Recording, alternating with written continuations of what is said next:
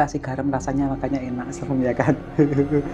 Aku kaget loh waktu pertama suapan pertama kan kaget, kok bisa asin ya, kok ada asinnya ya gitu. Itu aku udah kaget, feelku udah nggak enak badanku. Assalamualaikum warahmatullahi wabarakatuh. Jumpa lagi bersama aku, Francisca Sari. Yuhu. Nah, kali ini aku mau makan nasi jinggo sekalian cerita horor ya. Biasa, malam Jumat. Tapi sebelum aku cerita, jangan lupa dulu ya, tutup pintunya, tutup kordennya ya. Jangan lupa, aku mau cerita, ada 3 bagian cerita horor. Ini kejadian yang aku alamin seminggu ini ya. Aku tadi beli nasi jinggo ini, harganya 5.000. Nasi jinggo bepindang. Be itu daging, pindang itu ikan pindang, jadinya lauknya daging pindang gitu, ikan pindang gitu lauknya. Ini aku beli 2 sekaligus. Lapar, aku seharian nggak masak soalnya. Nah, tak masukin sini ikan pindang, ikan tongkol tuh ya. Sekali ini 10.000, kalau buat masak sendiri 10.000 bisa buat 2 hari masakan. Makanya Mbak Cika irit banget. Kenapa sih Mbak Cika kok hidupnya irit? Bukan irit ya, ya aku makan seperlunya badanku perlu ya kan, nggak yang ngada-ngadain. Daripada aku ngada-ngadain terus nanti uangnya nggak cukup pas akhir bulan nggak punya uang, aku makan minta siapa? Jauh dari jauh dari keluarga. Ya, paham ya? Nanti anjingku makan apa? Apalagi ada marimar, ada 6 papis itu ya. Satu box makanan anjing itu aku baru beli ya, harganya 600.000 baru beli. Belum ada seminggu udah habis separuh. Paling nggak sebulan aku perlu 6 box, 6 apa namanya, 6 karung makanan anjing, bayangin. Terus Mbak, Marimar jangan anak-anaknya jangan diadopsi orang dong. Terus terang aku di sini ngontrak ya, kalau kebanyakan anjing aku nggak enak, sungkan sama tetangga. Aku niatku nolong aja, dan tugasku udah selesai. Nanti aku pun vaksin juga mereka pakai uangku, pakai uangnya anjing-anjing ya. Terus vaksin nanti alat adopsi tinggal adopsi, soalnya aku udah nggak kuat bener, capek banget. Kayak bikin konten kemarin itu yang masak-masak itu, pagi beli kupat ya, itu ngedit sampai jam 2 siang itu baru selesai ngedit sama upload pakai 4K, itu lama banget. Pokoknya jam 2 itu aku udah selesai ngupload, udah selesai setting, itu baru disambi kerjaan beres-beres, marimar dan lain-lain kayak gitu. Jadi aku nggak mampu, serius nggak mampu, kecuali rumahku gede, halamannya luas ya, masih agak bebas lenggang, maksudnya nggak terlalu repot. Karena halamannya kecil, aku harus menjaga rumah ini tetap baunya tuh nggak bau anjing, tetap tetangga biar nggak ngecium baunya. Gimana caranya? Yaitu begitu ada pup aku langsung bersihin, langsung masukin ke kantong, masukin ke kantong, ada pipis langsung aku siram air, jadi biar nggak bau kemana-mana kayak gitu. Makanya banyak nanya, Mbak, kalau banyak anjing kan biasanya bau. Nggak juga, tergantung pemiliknya ya biasanya. Kalau bersih-bersihnya sehari sekali, pagi sama siang aja, sama sore aja pasti bau. Pasti siang, soalnya ada pipis terus kena matahari kan, kejemur bau pesing. Nah itu harus rajin disiram terus. Nah makanya aku capek ekstra. Terus jam 3 udah selesai, bikin video lagi, bayangin capek ya kan. Itu bonus yang kemarin itu. Yuk langsung saja cerita horor. Tapi sebelumnya aku mau review ya. Isinya itu ikan pindang, mie goreng pedes ya, kering tempe, terus ada abon, ada sambal. Sambalnya aku nggak suka ya. Ini aku pakai kerupuk ini. Kerupuknya ini tadi berapa ya? 1.000? 1.000. Bismillahirrahmanirrahim.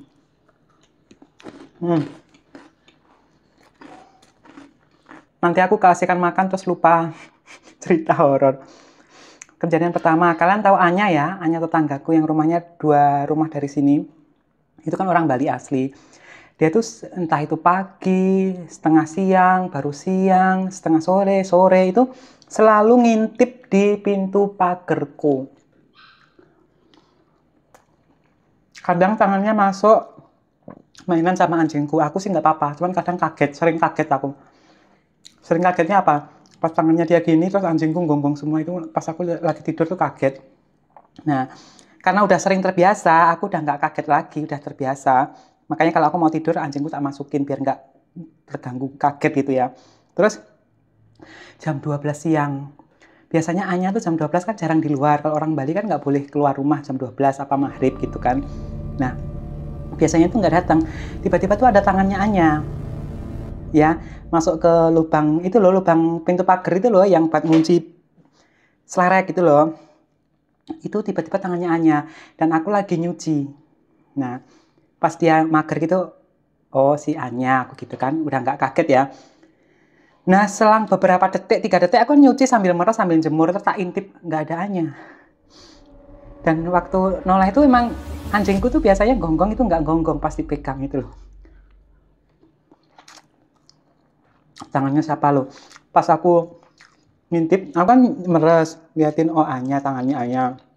Pas jemur berdiri, lihat tembok, pembatas tembok itu keluar, di jalan nggak ada Anya. Aku langsung bluku-bluku naik. Pas siang jam 12 siang, pas luhur ya. Terus aku keluar ke depan rumah, ngintip juga nggak ada Anya. Masa baru aku inget, oh ya Anya kan nggak boleh kalau jam 12 keluar rumah gitu kan.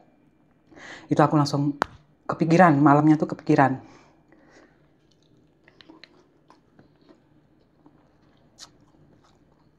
Ada anak-anak yang suka sama anjingku. Makan sih, bentar. Enak loh kerupuknya ini. Ini kerupuk apa sih kalau di tempat kalian? Enak banget loh. Ini loh kerupuk ini loh. Enak banget loh. Ini pedesnya pas ya, pedes ada manis-manisnya. Nah yang kedua, kalian tahu kan aku nanam pohon bidara itu. Nah, pohon bidara aku nggak hidup tahu di sini. Padahal kemarin udah berkembang banyak.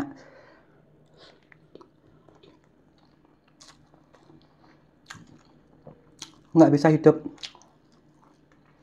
Bagian daunnya itu kering, mengering. Padahal sebelah bayamnya subur.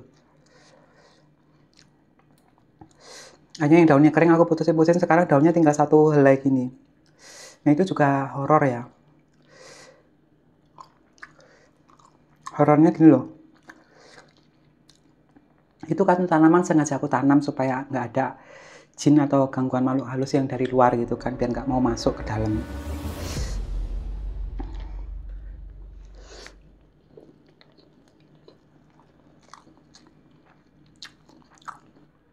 Daunnya itu memang kering, ya udah aku puntusin gitu tinggal sedikit. Itu ada sesuatu kayaknya. Ada yang sesuatu yang kuat banget masuk ke rumah ini.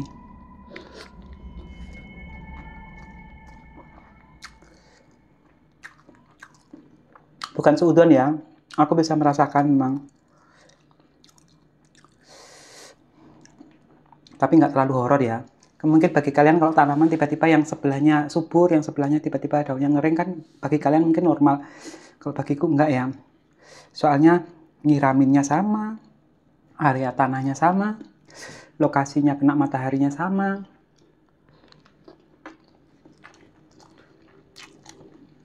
Sebelumnya subur. Yang ketiga, itu baru kemarin kejadian ya. Kalian kan nonton videoku ya, bikin kupat tahu. Bukan nggak niat masak ya, memang aku tuh orangnya pelupa. Kalau nulis nggak sempet ya, nulis tuh nggak sempet. Aku waktunya daripada buat nulis, mending buat ngedit, buat apa kayak gitu. Terus aku udah tak inget-inget itu udah keinget loh. Namanya umurku udah tua ya, kelahiran 71 ya udah hampir 51, udah 51 jalan. Gampang lupa gitu loh. Kalian lihat kan aku nggak bawa garam. Tapi kenapa kupat tahunya rasanya enak banget. Ada asinnya. Aku disitu ngomong ya, kok asin ya? Kalian tahu nggak? Ternyata pas aku ngedit video,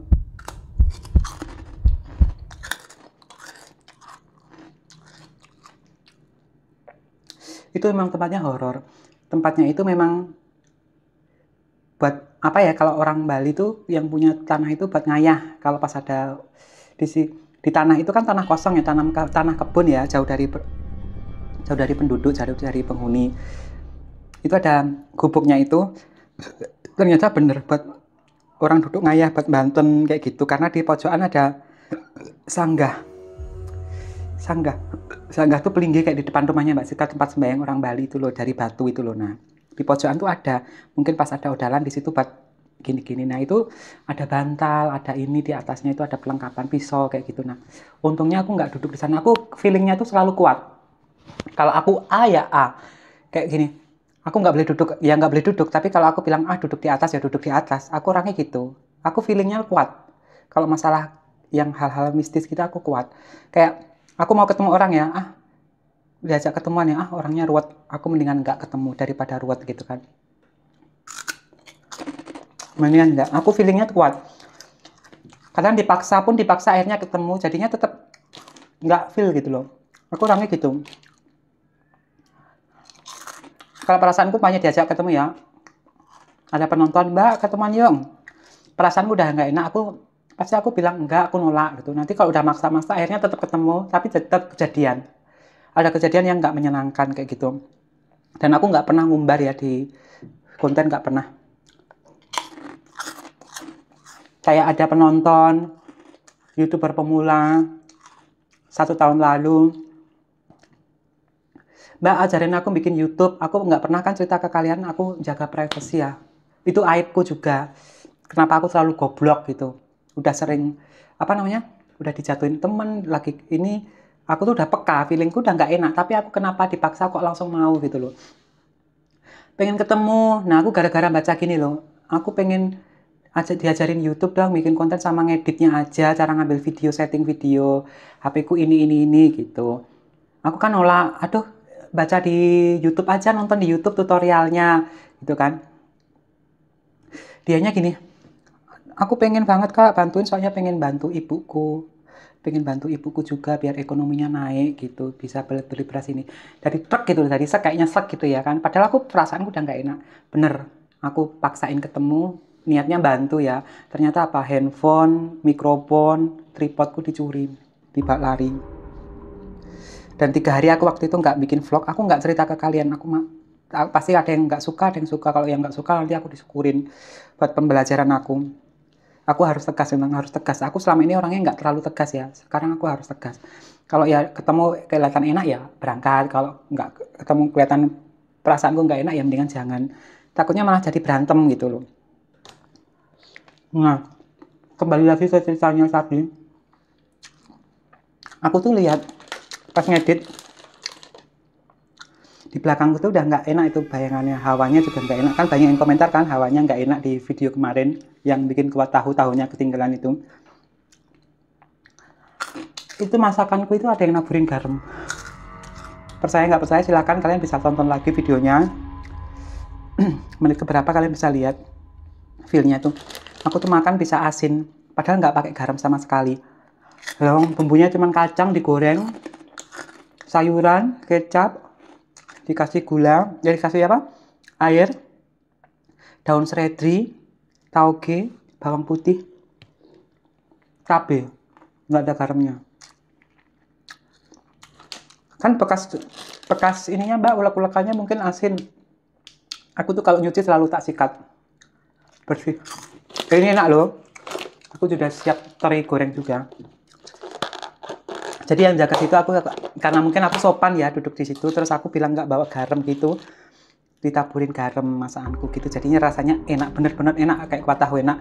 Mungkin kalian ada yang komen juga, wah rasanya amburadul, nggak bisa dicontoh resepnya gitu. Itu hanya konten ya, hiburan.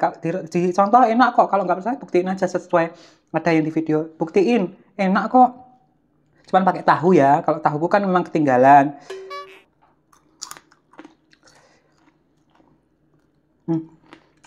Terinya udah aku goreng enak.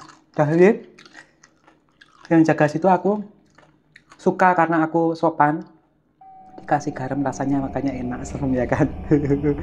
Aku kaget loh waktu suapan pertama kan, kaget kok bisa asin ya, kok ada asinnya ya gitu. Itu aku udah kaget, feelku udah nggak enak badanku. Bayangin kalau yang jaga di situ bener-bener salut sama aku karena sopan, tiba-tiba aku bilang nggak bawa cobek, tiba-tiba ada cobek di situ kan, aku nggak lari tunggang langgang boy ya. Ya kan, aku bisa lari loh, tiba dikasih cobek, kali itu masih mending dikasih garam, barang yang nggak kelihatan kan, tahu-tahu asin. Lah kalau yang benar-benar kelihatan, aku nggak bawa sendok, tiba-tiba dikasih sendok di depanku, centing gini, loncat, aku tak lempar mangkoknya, tripod tak tinggal, kamera tak tinggal.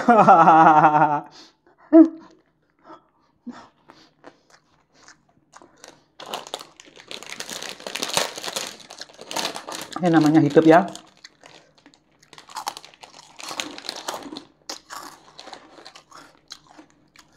Enak. Ya udah, kita horornya cuman itu aja. Tanaman itu, aku heran itu. Atau mungkin tuan rumahnya ya, tuan rumahnya mungkin nggak suka aku nanemin apa namanya daun bidara, karena di sini kan ada penunggu karang. Penunggu karangnya takut sama pohon itu gitu loh.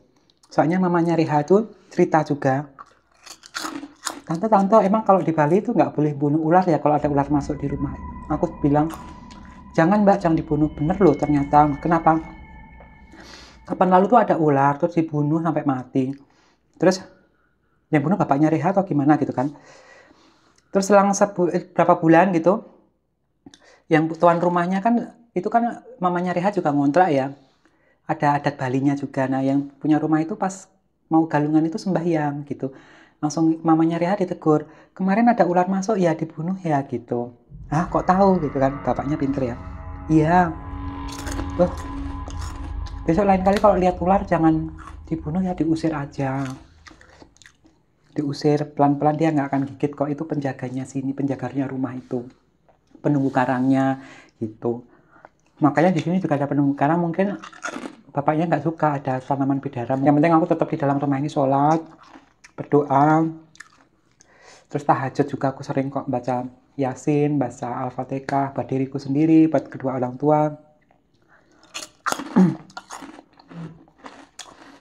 Jadi teman-teman, videonya cukup sekian ya biar nggak kepanjangan. Doa terbaik buat kalian semua dimanapun berada. Sehat selalu juga dimanapun kalian berada. Francisca Sari undur diri. Wassalamualaikum warahmatullahi wabarakatuh. Jangan lupa bersyukur karena bersyukur itu gratis. Jangan lupa tutup pintu jendela sebelum tidur ya. Kordennya juga ditutup.